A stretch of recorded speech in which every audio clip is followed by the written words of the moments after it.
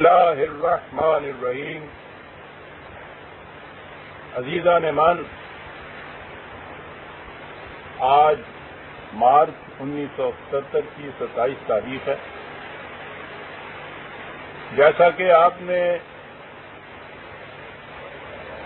اعلان سے دیکھ لیا ہوگا، آج کا خصوصی درس یوم پاکستان کی تقریب کے سلسلے میں پیش کیا جائے گا.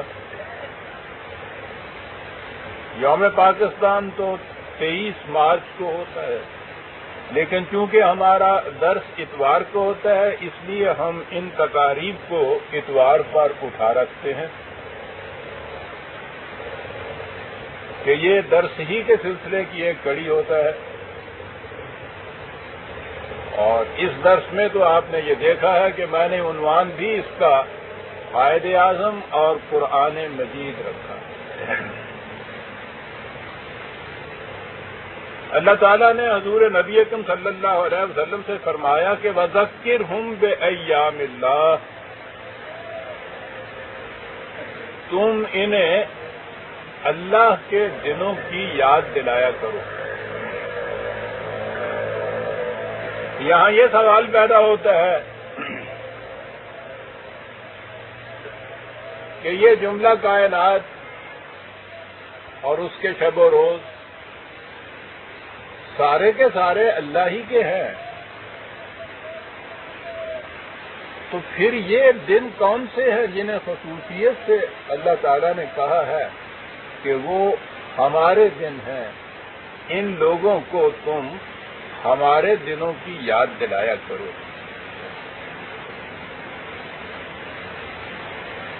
اس کی تصریح بھی قرآن نے وہیں کر دی جہاں یہ کہا تھا.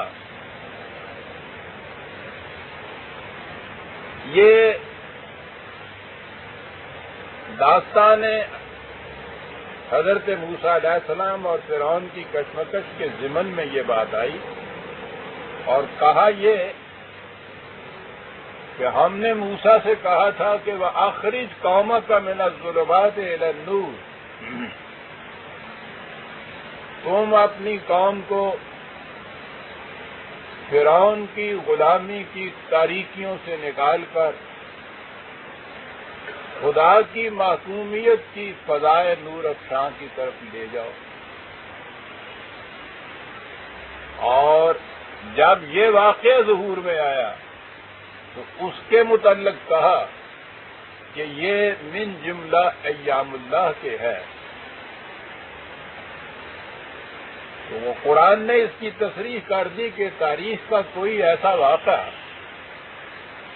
جس میں کسی قوم میں اتنا بڑا انقلاب پیدا ہو کہ پہلی چیز تو یہ کہ وہ انسانوں کی غلامی سے نجات حاصل کر لیں، رستگاری حاصل کر لیں، تو یہ واقعہ اتنی اہمیت اپنے اندر رکھتا ہے کہ اس کی یاد کا قائم رکھنا نہایت ضروری ہوتا ہے.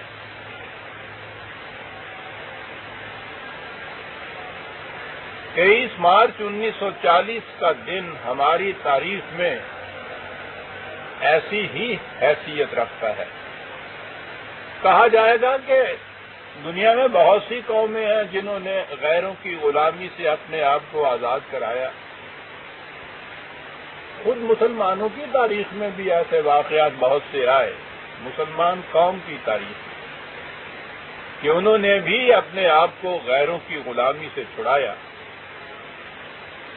تو اگر انہیں ایام اللہ کے زمرے میں شمار نہیں کیا جاتا تو 23 مارچ کے انقلاب آفرین واقعہ میں کون سی خصوصیت ہے کہ اسے میں نے ایام اللہ میں شمار کیا ہے؟ اور خصوصیت وہ ہے کہ ایک بات تو صرف کسی دوسری قوم کی غلامی سے اپنے آپ کو چھڑانا ہے. یہ تو عام قوموں میں ہوتا ہے، عام ملکوں میں ہوتا ہے، تاریخ اس کی شہادت دیتی ہے. اور ایک بات یہ ہے کہ انسانوں کی غلامی سے رستگاری اور نجات حاصل کرنے کے بعد اللہ تعالیٰ کی محکومیت کے اندر آ جانا، یہ ایک دوسری چیز ہے، یہ ہے دوسری خصوصیت کہ جس سے اس قسم کا ایک انقلابی واقعہ ایام اللہ میں شامل کیے جانے کا سازگار بنتا ہے، اور 23 مارچ 1940 کی یہی خصوصیت ہے کہ اس میں صرف ہندوستان کے مسلمانوں کو ہندو اور انگریز کی غلامی سے چھڑانے کی ہی قرارداد پاس نہیں ہوئی تھی، بلکہ اس کے ساتھ ہی یہ بھی کہا گیا تھا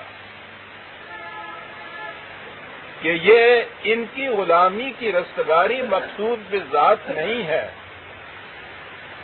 اس سے مقصد یہ ہے کہ ایک ایسی مملکت قائم کی جائے جس میں قوانین خداوندی کی حکمرانی ہو۔ یہ جو ٹکڑا اس کے ساتھ ہے، یہ ہے وہ خصوصیت جس کی بنا پر یہ ایام اللہ میں شامل ہوتا ہے۔ اور آج کے درس میں میں اسی کی وضاحت کروں گا کہ یہ صرف ایک قوم کا کسی دوسرے قوم کی غلامی سے نجات حاصل کرنا نہیں تھا، بلکہ وہ تو حصہ لائے لاتا تھا۔ ان کی غلامی سے نجات اس لیے حاصل کی جائے کہ یہ قوم پھر قوانین خداوندی کی حکمرانی کے تابع آ جائے۔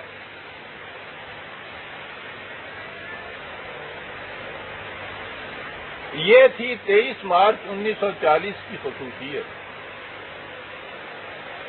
لیکن وائے برحال ما کہ ہم نے 23 مارچ کی یاد کو تو برقرار رکھا، لیکن اس کی اس خصوصیت کو قطعاً نظر انداز کر دیا۔ پاکستان کی گزشتہ 30 سال کی تاریخ کو تو جانے دیجیے۔ پچھلا سال قائد اعظم کے پیدائش کے جشن کا پورا سال منایا گیا۔ اس سال میں آپ کو معلوم ہے سینکڑوں مذاکرات ہوئے، سیمینار ہوئے، مباحثات ہوئے، ہزارہ تقاریر ہوئیں، کثیر التعداد مقالات لکھے گئے، بکثرت کتابیں تصنیف ہوئیں۔ اس کے مقطع کے بند پر ایک کانفرنس بین الاقوامی سطح کی بھی منعقد ہوئی اسلام آباد میں۔ اس میں پاکستان اور بیرونی ممالک کے قریباً 200 ڈیلیگیٹس یا مندوبین شامل ہوئے۔ ان میں 44 غیر ممالک کے اسکالرز بھی تھے۔ 44 غیر ممالک کے قریباً 100 یا 90 کے قریب اسکالرز تھے۔ کانفرنس 5 دن تک جاری رہی، جس میں قریب 60 کے قریب مقالے پڑھے گئے۔ کہا گیا کہ ان کی سطح، ان کا معیار بڑا بلند تھا۔ ان تقاریر، مباحثات، مذاکرات، سیمینارز، کانفرنس، ان سب میں قائد اعظم اور پاکستان کے متعلق تو بہت کچھ کہا گیا، لیکن ان میں ایک بات آپ کو کہیں بھی نظر نہیں آئے گی، اور وہ تھی یہ خصوصیت جو میں نے ابھی عرض کیا ہے، جو 23 مارچ 1940 کو حاصل تھی، کہ قائد اعظم نے یہ جنگ اس لیے لڑی تھی کہ ایک خطہ زمین ایسا حاصل ہو جائے جس میں خدا کی کتاب کی حکمرانی ہو۔ یہ ان میں سے کسی ایک کے ہاں بھی آپ کو یہ بات نہیں ملے گی، اور ظاہر ہے کہ جب ہم آج اس چیز کو اس طرح سے نظر انداز کر رہے ہیں یا اپنے تغافل کا شکار بنا رہے ہیں، تو آنے والا مورخ پھر اس کو کیا سمجھے گا کہ اس واقعہ میں کون سی خصوصیت تھی۔ یہ بھی اتنا ہی ایک واقعہ رہ جائے گا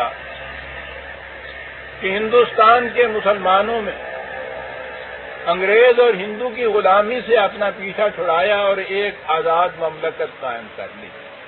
بس یہی چیز باقی رہ جائے گی۔ مجھے عزیزان من، جیسا کہ اس سے پہلے بھی میں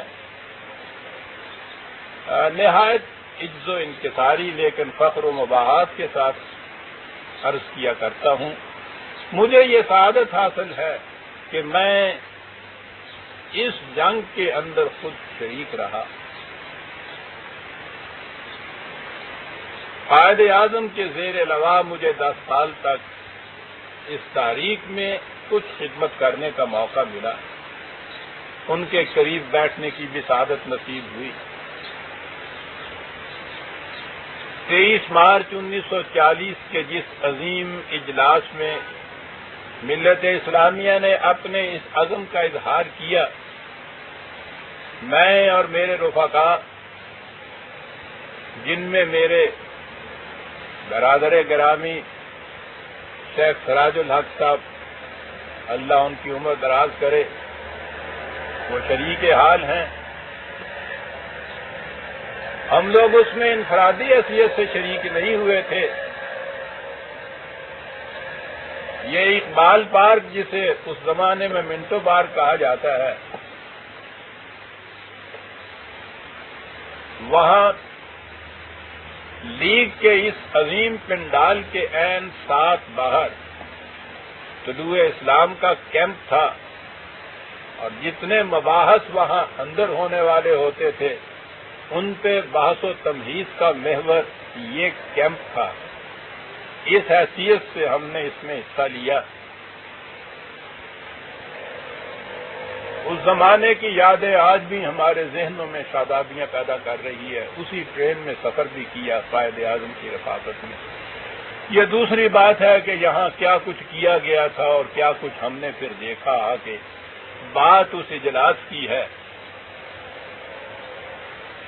جس میں یہ قرارداد پاس ہوئی، اور نہیں بلکہ یہ کہ مجھے یہ چیز شنیدہ میری نہیں ہے، قلندر ہرچے گوئے دیدہ گوئے، یہ میری آنکھوں دیکھی ہوئی داستان ہے جسے بیان کرنے کا میں شرف حاصل کرتا ہوں۔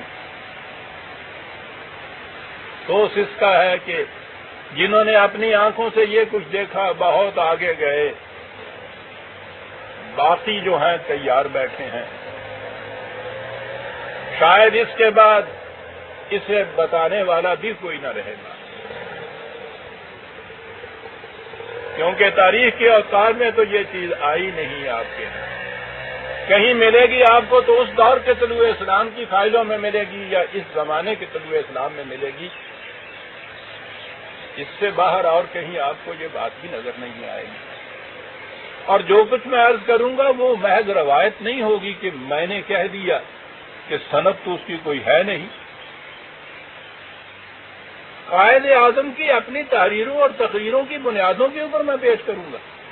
میں نے بڑی احتیاط برتی ہے عزیزان من، اس 30 سال کے عرصے میں بہت سی باتیں تھیں کہ جو میں خود کہہ سکتا تھا کہ قائد اعظم کے ساتھ یہ بات ہوئی، لیکن میں نے احتیاط برتی کہ یہ تو روایت ہو جائے گی کہ اس کا اب ثبوت کیا ہے، قائد اعظم تو موجود نہیں رہے۔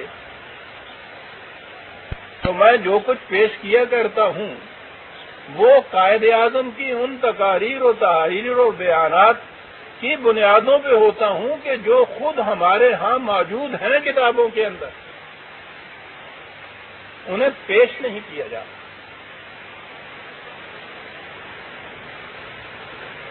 وہاں طلوع اسلام نے یہ مارکا مارا۔ 30 سال سے یہاں میں اپنے اس تحریک کی وساطت سے کسی ایک چیز کو عام کیے چلا جا رہا ہوں کہ یہ جو انقلاب، یہ تبدیلی تھی، محض ایک مملکت کا حصول نہیں تھا۔ مملکت کا حصول تو ذریعہ تھا ایک بلند مقصد کے حاصل کرنے کا، اور بلند مقصد یہ تھا کہ یہاں خدا کے احکام کی حکمرانی۔ 30 سال سے اس چیز کو میں دہرائے چلا جا رہا ہوں۔ طلوع اسلام کی تاریخ اسے پھیلائے چلے جا رہی ہے، اس امید پر کہ شاید کوئی غنچہ چٹکے، شاید کوئی پھول کھلے، اس ایک آس پہ گلشن گلشن ہم نے نغمے گائے ہیں، اور اسی امید کے اوپر یہ نغمے بتوفیق ایزدی جب تک بھی استطاعت رہی عزیزان من گائے چلا جاؤں۔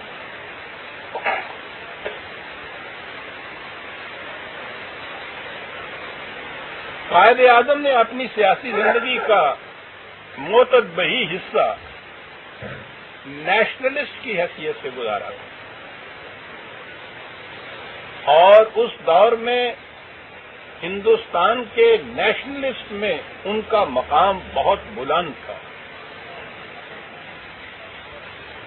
اگر میرا حافظہ غلطی نہیں کرتا، آج کا تو میں کہہ نہیں سکتا، تقسیم سے پہلے سارے ہندوستان میں کانگریس ہال اگر کوئی تھا بامبے میں تو وہ جنا کانگریس ہال تھا۔ یہ مقام تھا نیشنلسٹ مسلمانوں، نیشنلسٹ لیڈروں کے اندر، مسلمانوں میں نہیں، ہندو اور مسلمان سارے نیشنلسٹ لیڈروں میں ان کا یہ مقام تھا۔ لیکن کچھ عرصے کے تجربے کے بعد انہوں نے یہ دیکھا کہ یہ نظریہ ناکام رہے گا، اس میں کامیابی نہیں ہو سکتی۔ دوسرا کوئی نظریہ ان کے سامنے اس وقت تھا نہیں،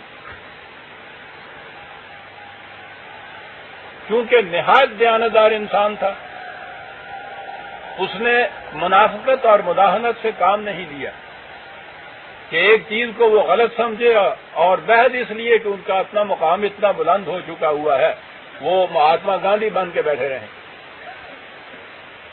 انہوں نے جب دیکھا کہ یہ چیز غلط تھی اور کوئی دوسرا متبادل صحیح نظریہ سامنے نہیں تھا، وہ ہندوستان چھوڑ کے سیاست سے الگ ہو کے تیاگ کے ان چیزوں کو اور انگلستان جا رہے تھے۔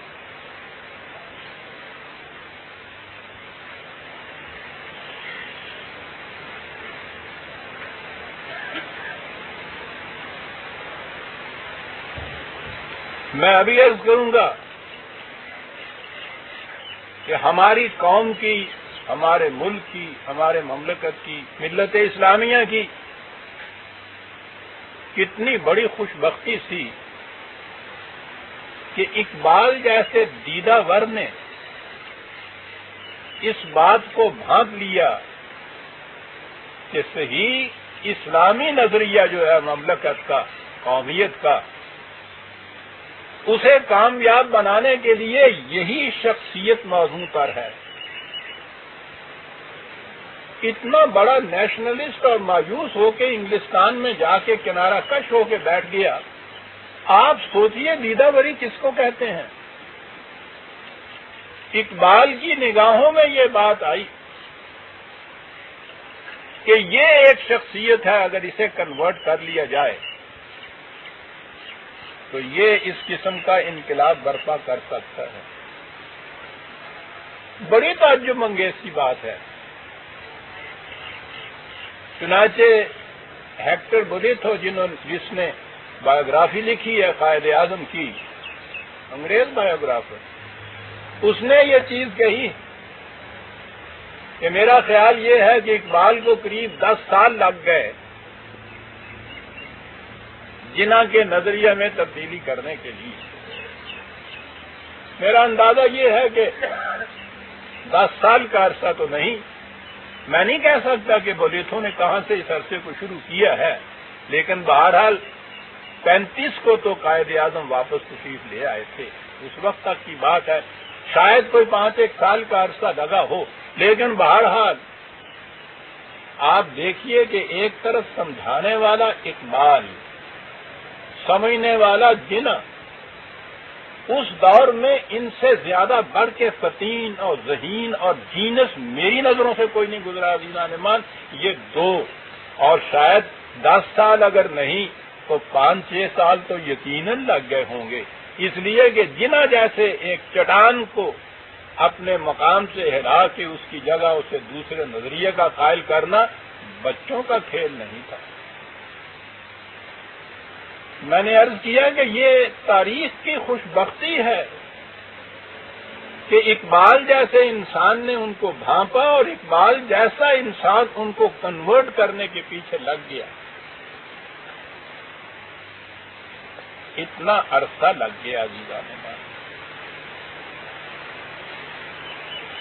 اور میں کہوں گا کہ یہ بھی ایک تاریخ کا عجیب واقعہ ہے کہ خود اقبال بھی جب 1930 میں ولایت گیا ہے تو پکا نیشنلسٹ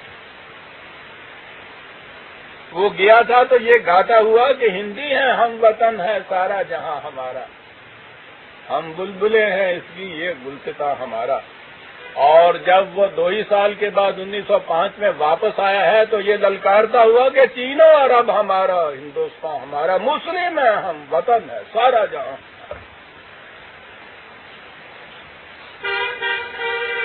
وہ گیا تھا تو یہ گنگناتا ہوا کہ خاک وطن کا مجھ کو ہر ذرہ دیوتا ہے،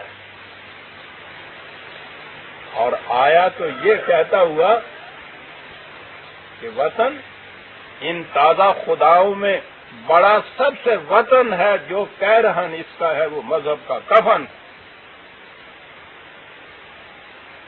اقبال کے نظریے اور ذہنیت میں یہ تبدیلی. ایسے مقامات آتے ہیں تاریخ میں جہاں کچھ کہا نہیں جا سکتا کہ یہ کیسے واقع ہوا، لیکن میں یہ عرض کروں گا یہ کہ ملت اسلامیہ کی انتہائی خوش بختی تھی کہ یہ اس قسم کی تبدیلی پہلے اقبال کے ذہن میں پیدا ہوئی، اور اس کے بعد قائد اعظم، وہ قائد اعظم تھا 1925 میں لیجسلیٹو اسمبلی میں جب انہوں نے فائنانس بل پیش کیا ہے تو شروع اس بات سے یہ کہہ کے کیا تھا کہ میں آپ لوگوں کے سامنے یہاں کھڑا ہوں، انہی کے الفاظ سنیے. I am a nationalist first, nationalist second and nationalist last. اول بھی نیشنلسٹ ہوں، ثانوی طور پہ بھی نیشنلسٹ ہوں، آخری بات بھی یہ ہے کہ نیشنلسٹ ہوں. اور جب یہ وہاں سے واپس آئے ہیں تو انہوں نے آگے یہ کہا کہ مسلمانوں کی قومیت کی بنیاد وطن نہیں کلمہ توحید.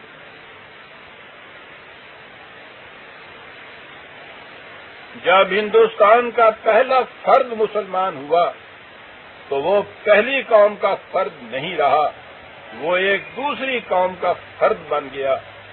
ہندوستان میں ایک نئی قوم وجود میں آ گئی اور اس کے ساتھ ہی پاکستان کی پہلی اینٹ بھی رکھی گئی. آپ دیکھتے ہیں عزیزان من کہ بعض تغیرات کس قدر محیر العقول ہوتے ہیں. بات تو وہ غزل کی سی ہے لیکن بات بڑی عمدہ ہے کہ 100 سالہ دور چرخ تھا ساغر کا ایک دور، نکلے جو میں کدے سے تو دنیا بدل گئی. یہ جو میکدا یورپ سے نکل کے آئے ہیں اقبال اور جنا، یہی نہیں کہ ان کی دنیا بدل گئی عزیزان من، ملت اسلامیہ کی دنیا بدل گئی، تاریخ کی دنیا بدل گئی. ایک سیکنڈ کے لیے سوچیے عزیزان من، اگر یہ دونوں کہیں اسی قسم کے نیشنلسٹ رہتے ہیں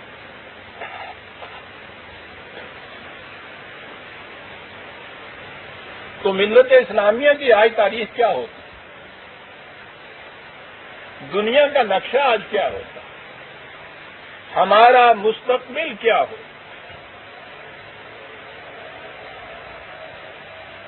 اس قسم کے مشاہیر کے نظریوں کا تبعیض قوموں کی تقدیریں بدل دیتا ہے، دنیا کے نقشے بدل دیتا ہے.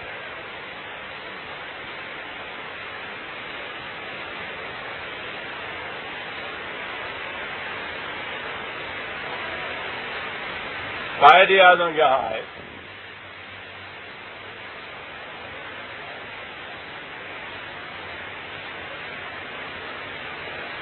مجھے ان کی خدمت میں 1937 میں پہلی دفعہ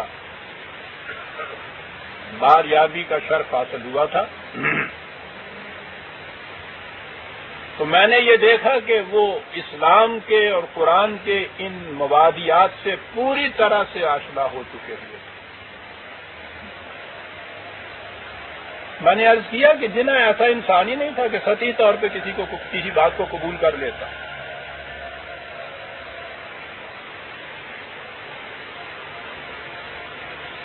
اقبال نے ان کی ذہنیت کو اس طرح بدلا تھا کہ وہ خود جنا کی اپنی ذہنیت ہو چکی ہوئی تھی، مجھے ذاتی طور پہ اس کا علم، اور پھر 10 سال تک تو ان کے ساتھ جب بھی شرط رہا، میری اور حیثیت کیا تھی عزیزان احمد؟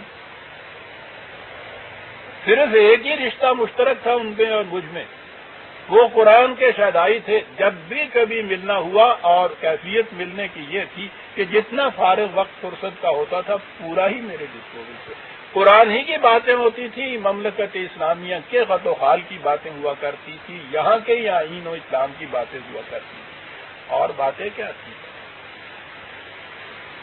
اتنا بڑا چینج، اتنا بڑا انقلاب ذہنیت کے اندر آیا، اور یہی تھا وہ چینج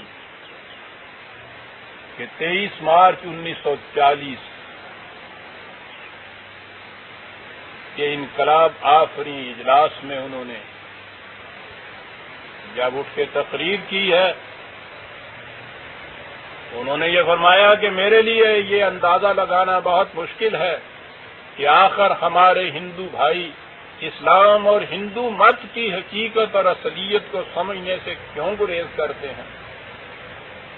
یہ حقیقت ہے کہ یہ دونوں مذہب نہیں ہیں بلکہ ایک دوسرے سے مختلف معاشرتی نظام ہیں، اور اس بنا پر متحدہ قومیت ایک ایسا خواب ہے جو کبھی شرمندہ تعبیر نہیں ہو سکتی۔ یاد رکھیے، ہندو اور مسلمان زندگی کے ہر معاملے میں جدا گانا فلسفے رکھتے ہیں، دونوں کی معاشرت ایک دوسرے سے مختلف ہے، یہ دو الگ الگ تہذیبوں سے تعلق رکھتے ہیں جن کی بنیادیں متضاد تصورات پر قائم ہیں۔ دو ایسی قوموں کا ایک نظام حکومت میں جکڑ دینا باہمی مناقشت کو بڑھائے گا اور بالآخر اس نظام کو پاش کر دے گا جو اس ملک کے لیے وضع کیا گیا۔ آپ نے دیکھا عزیزان امان کہ قرارداد 1940 کی قرارداد کے پیش کرنے کے ساتھ ہی کس وضاحت سے قائد اعظم نے یہ کہہ دیا کہ ہمارا مطالبہ جو ہے الگ مملکت کا، اس کی بنیاد دین کے اصولوں پر ہے، یہ قرآن کا تقاضا ہے، ہمارے ایمان کا تقاضا ہے۔ اس سے بھی پہلے، بلکہ ذرا پہلے،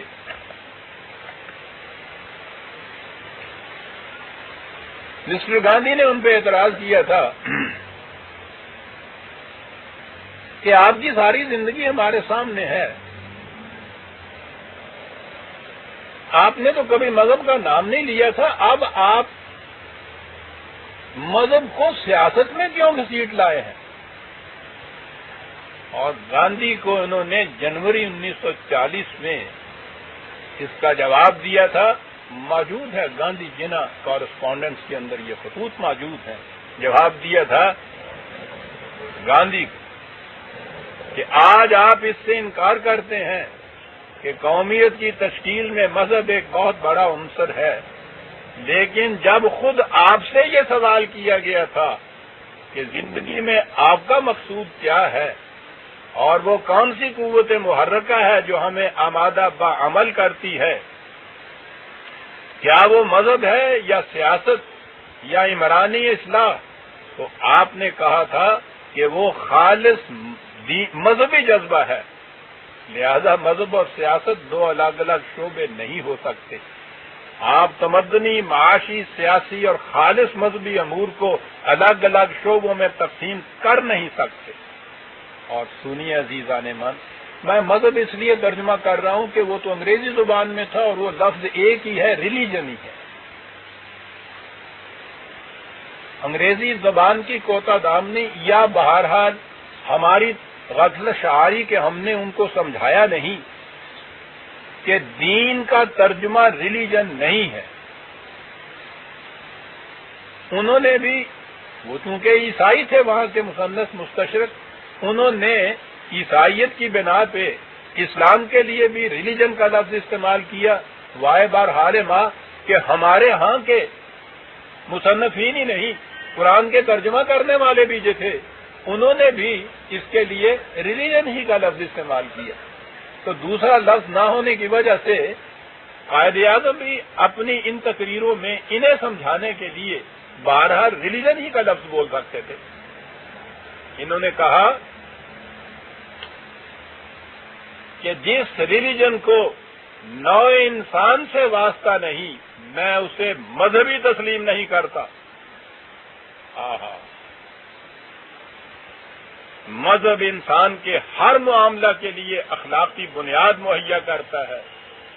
اگر مذہب نہ ہو تو انسانی اعمال اس بنیاد سے محروم رہ جاتے ہیں، اور جب زندگی ایسی بنیاد سے محروم رہ جائے تو وہ انسانی زندگی نہیں، محض غوغا آرائی اور ہنگامہ پروری بن کر رہ جاتی ہے، جس میں شور و شغب تو بہت ہوتا ہے لیکن مقصد کچھ نہیں ہوتا. یہ ہے مہاتما جی میرے اس نظریے کی بنیادوں کا مقصد. سوچ رہے ہیں یہ کون جنا کہہ رہا ہے؟ Nationalist first, nationalist second, nationalist last. یہ چیز کہ مذہب اور سیاست، یا یوں کہو دین اور سیاست الگ الگ نہیں ہو سکتے، بلکہ مجھے تو یہاں پھر محتاط رہنا پڑے گا. علامہ اقبال کی ایک وارننگ میرے کانوں میں گونج رہی ہے. انہوں نے یہ کہا تھا کہ یہ بھی نہ کہا کرو کہ اسلام میں دین اور سیاست الگ الگ نہیں ہو سکتے، صرف دین کہا کرو، اس کے اندر یہ چیز خود آ جاتی ہے. بڑی چیز. جنہوں کو کیسے کنورٹ کیا؟ اقبال کا نظریہ کیا تھا؟ اقبال کی نظم میرے سامنے آ جاتی ہے جو بال جبرین میں درج ہے. ایک کلیسا کی بنیاد رہبانیت تھی. وہ کرسچن چرچ کے متعلق گفتگو کرتے ہیں. کلیسا کی بنیاد رہبانیت تھی، سماتی کہاں اس فقیری میں میری، خصومت تھی سلطانیوں راہبی میں کہ وہ سر بلندی ہے یہ سر بزیری. سیاست میں مذہب سے پیچھا چھڑایا، چلی کچھ نہ پیرے کلیسا کی پیری، ہوئی دین و دولت میں جس دم جدائی، ہوس کی امیری ہوس کی وزیری، دوئی ملک کو دین کے لیے نامرادی، دوئی چشم تہذیب کی نابصیری. اور یہ اعجاز ہے ایک صحرا نشین کا صلی اللہ علیہ وسلم. یہ اعجاز ہے ایک صحرا نشین کا، بشیری ہے آئینہ داری نظیری. اسی میں حفاظت ہے انسانیت کی کہ ہوں ایک جنیدیو اردشی.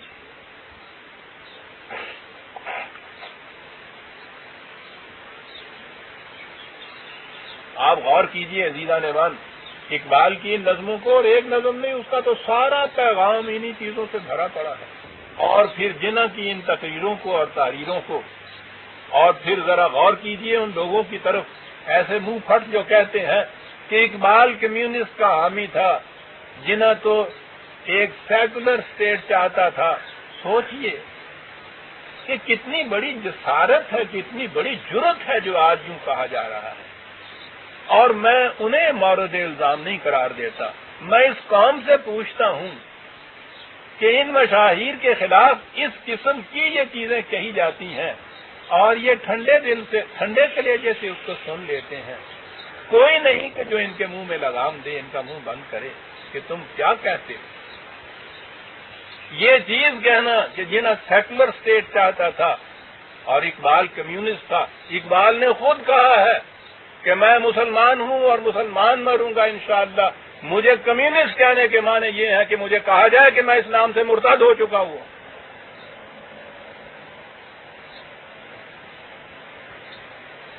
جنہیں سیکولر اسٹیٹ چاہتا تھا یہ کہا. سنیے عزیزان مان،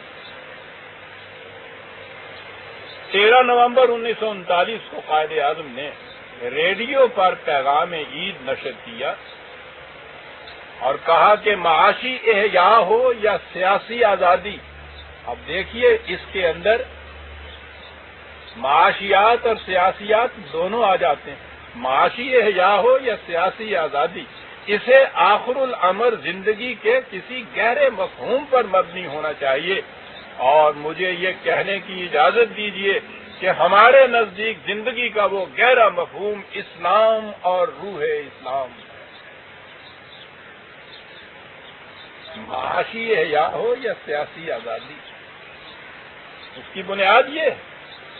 مارچ 1944 میں انہوں نے پنجاب اسٹوڈنٹس فیڈریشن کانفرنس کے آخری اجلاس سے خطاب کرتے ہوئے کہا تھا کہ ذاتوں اور برادریوں کی تقسیم، شیعہ اور سنی کی تفریق ہمیں ایک قوم نہیں بننے دے گی.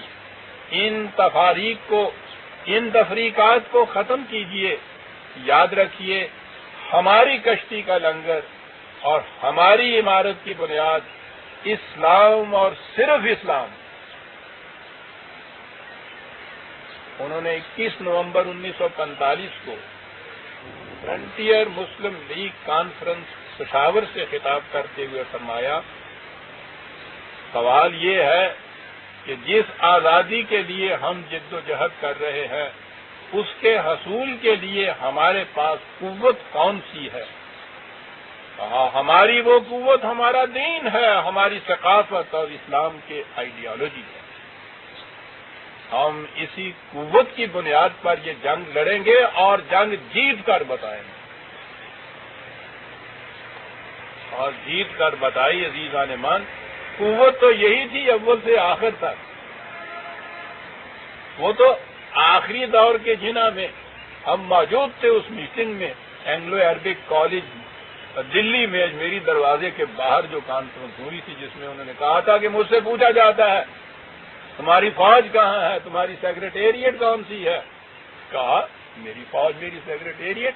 کہنے لگے یہ ایک بریف کیس، وہ چھوٹا سا اٹیچی کیس جو ہوتا ہے جس میں چند کاغذات ہوتے ہیں، یہ ایک بریف کیس اور میرا اسٹینوگرافر، یہ ہے میری سیکریٹریٹ، یہ ہے میری فوج، اور قوت میری جو ہے وہ دین کا حصار ہے. یہ تھی قوت. 1945 میں پھر انہوں نے عید کی تقریب پر ایک پیغام نشر کیا تھا، بیان اخبارات میں دیا تھا غالباً یہ، جس میں کہا تھا کہ یاد رکھیے، اسلام صرف روحانی احکام اور نظریات یا مذہبی رسوم و مراسم کا نام نہیں، یہ ایک مکمل ضابطۂ حیات ہے جو اسلامی معاشرہ کے ہر گوشے کو محیط ہے، خواہ اس کا تعلق انفرادی زندگی سے ہو اور خواہ حیات اجتماعیت سے. اپنی بند ہو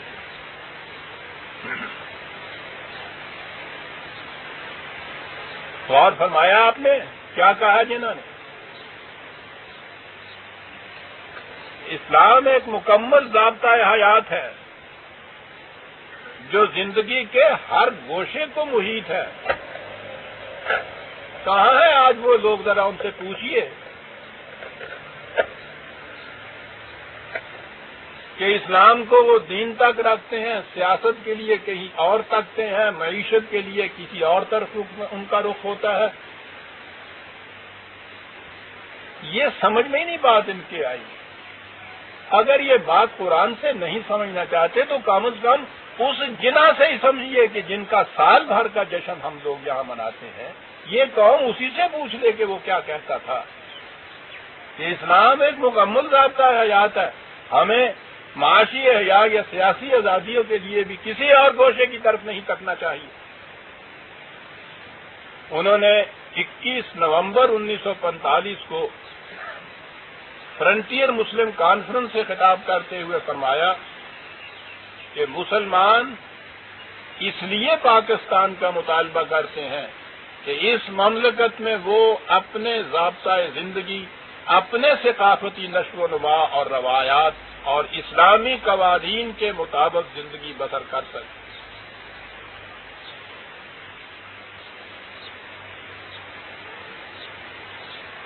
میں نے جیسا عرض کیا ہے، ان کے بیانات، تقاریر، تاریخ بھری پڑی ہیں اس قسم کے اقتباسات سے۔ میں تو وقت کی قلت کی بنا پر ان میں سے چند ایک مثالیں آپ کے سامنے پیش کر رہا ہوں۔ انہوں نے 27 نومبر 1945 کو ایڈورڈز کالج پشاور کے طلباء کے سپاس نامہ کا جواب دیتے ہوئے کہا کہ ہم ہندو اور مسلمان دو قومیں ہیں، نہ صرف یہ کہ ہمارا مذہب ایک دوسرے سے مختلف ہے بلکہ ہمارا کلچر بھی الگ الگ ہے۔ ہمارا مذہب ہمیں ایک ایسا ضابطۂ حیات عطا کرتا ہے جو زندگی کے ہر شعبے کو محیط ہے۔ ہم اسی ضابطہ کی آئیڈیلز کے مطابق زندگی بسر کرنا چاہتے ہیں اور اسی لیے ہمارا مطالبہ ایک جداگانہ مملکت کا ہے۔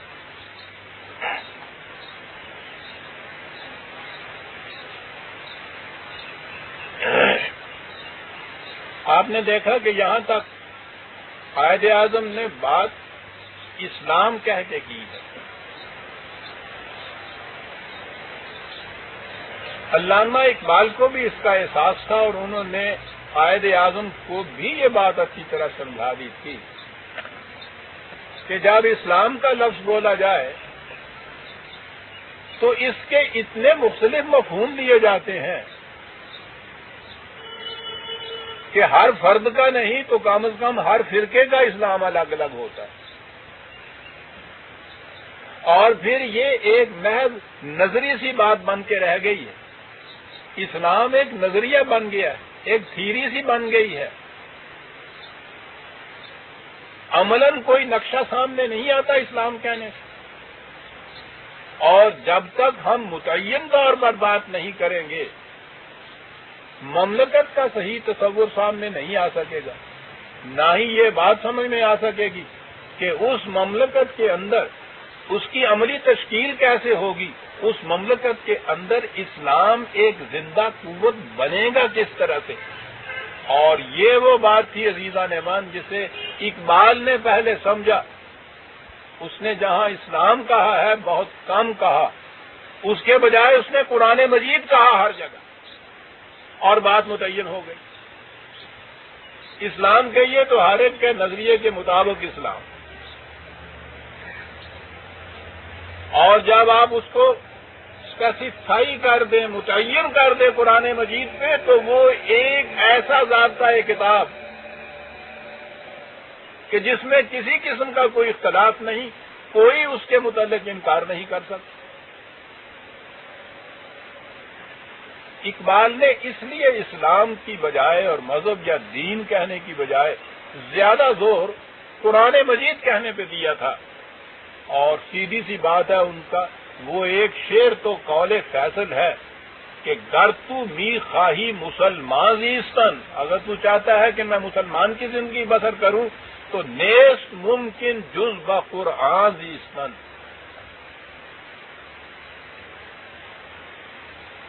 تو اس کے لیے ایک ہی صورت ہے کہ قرآن کے مطابق زندگی بسر کرو، اس کے سوا مسلمان کی زندگی بسر کرنے کا کوئی امکان ہی نہیں ہے۔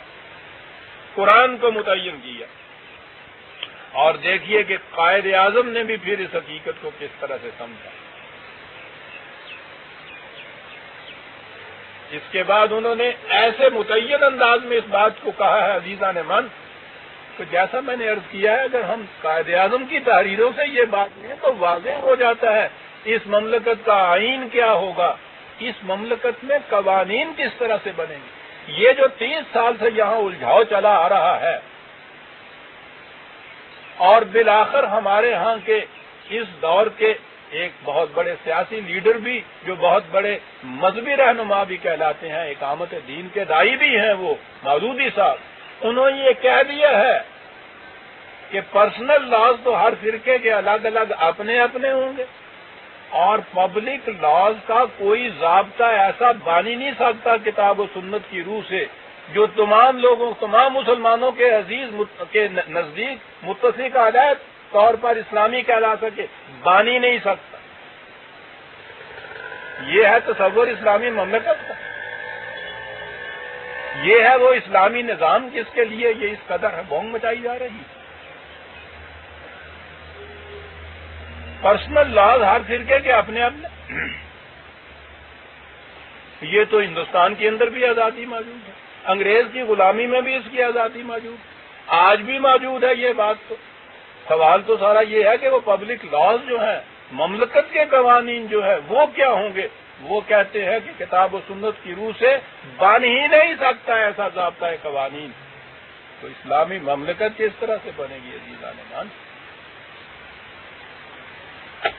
وہ تو کہنے کی بات یہ ہے نئی نسل کو کہ اب اس دور کے اندر اسلام ایک چلا ہوا کارتوس ہے، نام نہ لو، عملاً ممکن ہی نہیں اس کے مطابق زندگی بسر کرنا، ضابطہ ہی کوئی نہیں بن سکتا پبلک لاز۔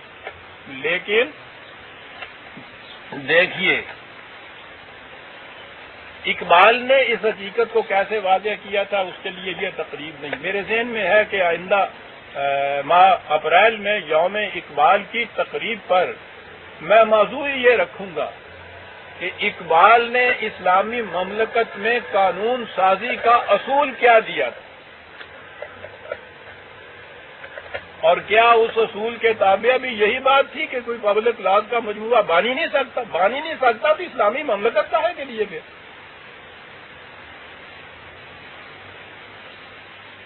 اور یہ سب کچھ اس لیے عزیزان من کہ ہماری نئی نسل اس نتیجے میں پہنچ جائے کہ بات تو وہ ٹھیک تھی جو انڈیا میں کہی جا رہی تھی، سر ہر فرقے کے اپنے اپنے پرسنل لاز، پبلک لاز کا مجموعہ اسلامی بن نہیں سکتا، لہذا وہ جس طرح مملکت کا مجموعہ ہو اس کے ماتحت زندگی بسر کرو، تو پھر وہاں سے الگ ہونے کی ضرورت کیا تھی؟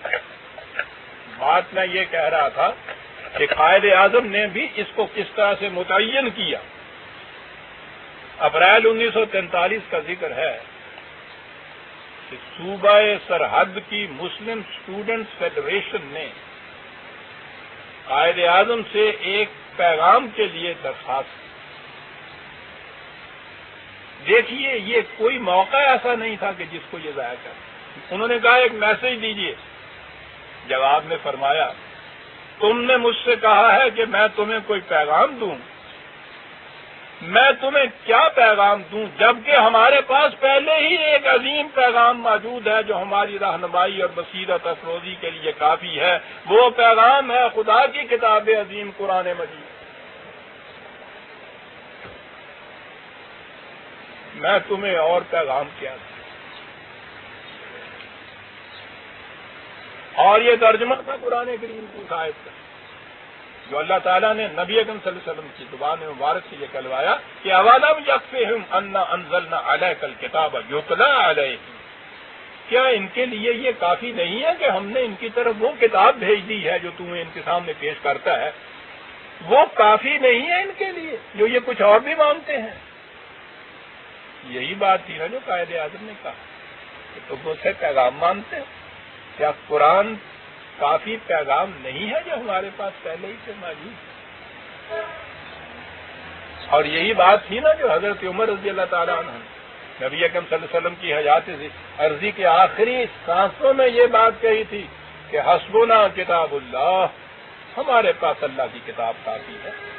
رسول صلی اللہ علیہ وسلم کی عرضی زندگی اگر ختم بھی ہو جاتی ہے اس سے کوئی کمی واقع نہیں ہو جائے گی، کتاب اللہ ہمارے پاس ایک محفوظ مکمل ضابطۂ حیات موجود ہے، تو اس کے بعد پھر کمی کیا آئے گی ہماری؟ یہی بات تھی جو قائد اعظم نے کہی۔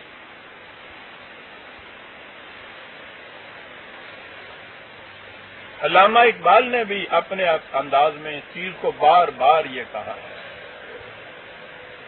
اور بلکہ وہ تو مملکت اور قرآن کا تصور دے گئے ہیں عزیزان من، ایک مصرے کے اندر اس کا اعجاز ہے اقبال کا یہ کہ چند الفاظ کے اندر اتنی بسیط حقیقتوں کو سمو کے رکھ دیتا ہے۔ سنیے، مومنا را تیغ با قرآن باسس،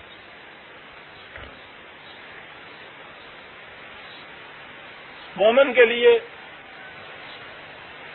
صرف دو چیزوں کی ضرورت ہے، قرآن اور قوت نافذہ۔ اور اس کے ساتھ ہی انہوں نے کہا ہے کہ این دو قوت حافظ یک دیگرن آہا، یہ دو قوتیں ہیں، پہلے تو یہ قوت